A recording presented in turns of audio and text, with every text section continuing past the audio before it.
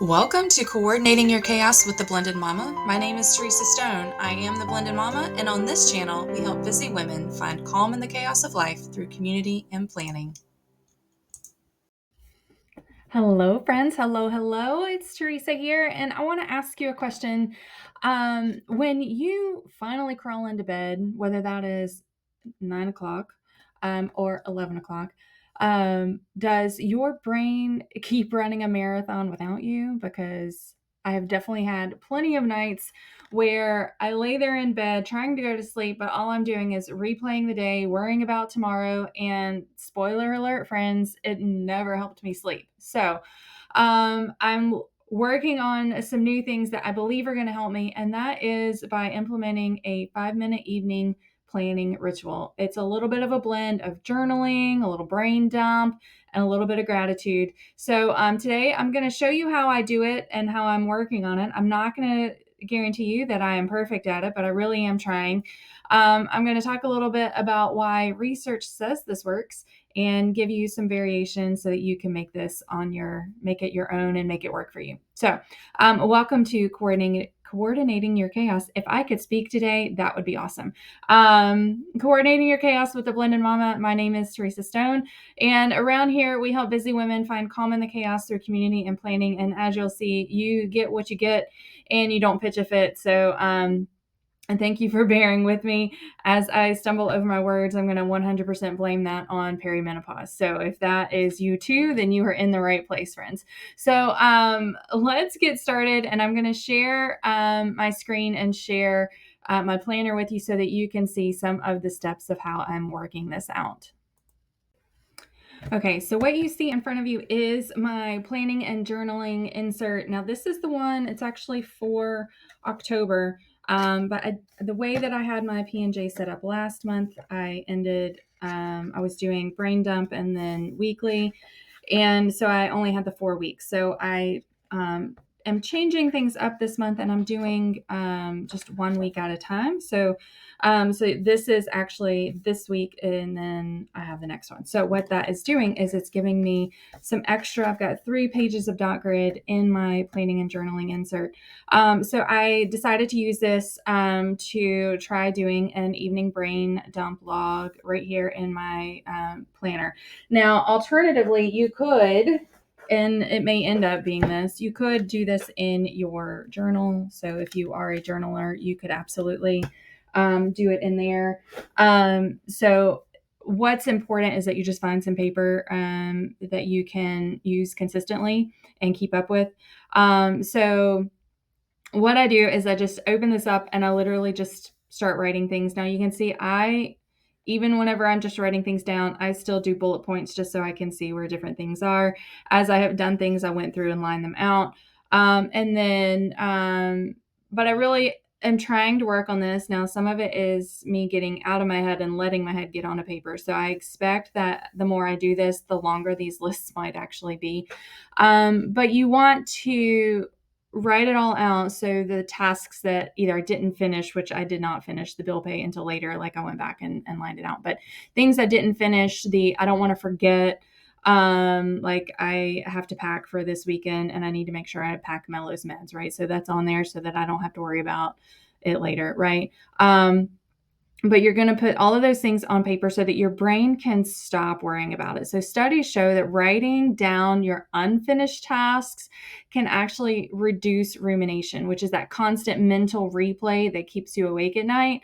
And there was even a study that found that people who planned ahead had less unfinished business weighing on their minds and were able to shift their focus more easily the next day. So I think by having this all written out in the evening, it helps you to get a better start for the day. So if journaling maybe feels like a little bit too much, you can feel free to just grab a sticky note or use your phone's notes app, right?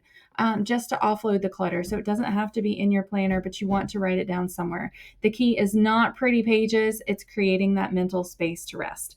Now, as I am writing things out, it's important for me to start thinking about my top 3 things.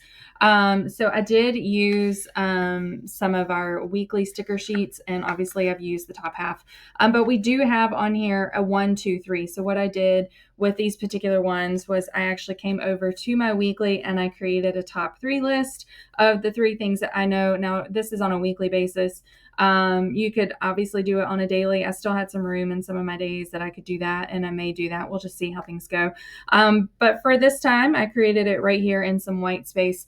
But you want to highlight in some way your top 3 priorities for the next day. So I encourage you to think about one for work, one for home, and one personal, self care, faith centered, one that is really for you. Research shows that committing our goals to paper can increase our follow through. You're more likely to do what you write down, especially if you keep it realistic. And that's why I am only picking my top 3, not my top 10. But if 3 feels overwhelming, then just pick one, friends. So write it, as if I only had to do this tomorrow, if I only do this one thing tomorrow, then the day will be a win.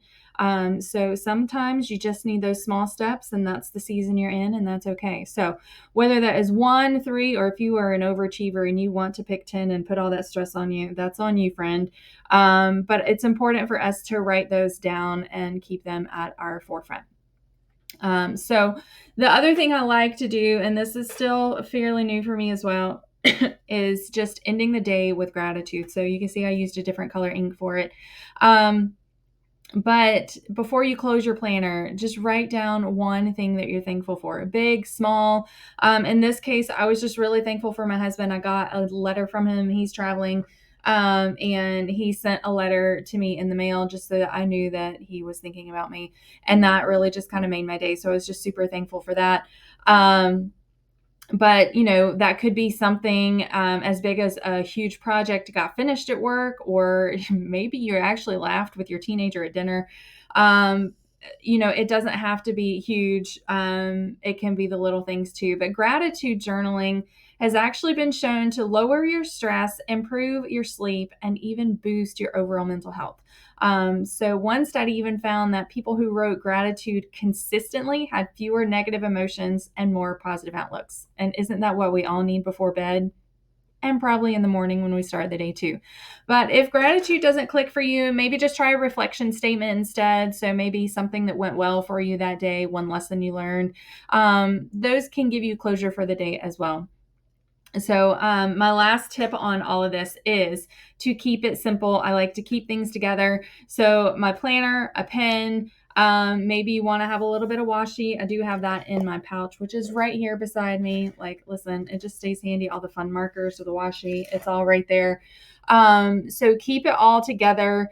The simpler the routine is, the more likely you are to actually stick with it. So let's work on that. Now, if you're a night owl, maybe you want to keep this by your bed. For this purpose, that's probably is the best place to do it. Now, a lot of this is really just stuff that as I'm unwinding from my work day and starting to get into normal life, that's another thing. You could do a similar exercise at the end of your work day.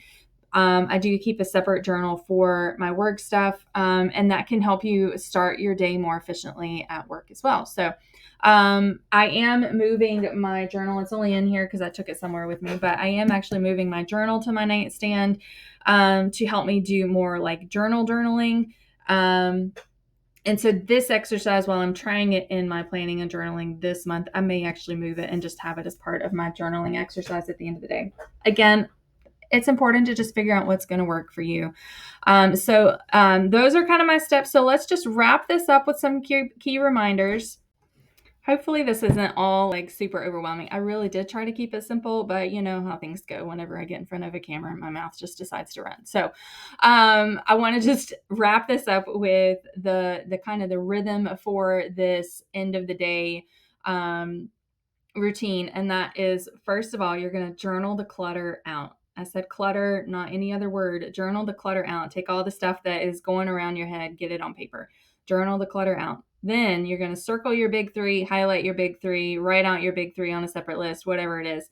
You want to make sure you know what your top priorities are for the next day.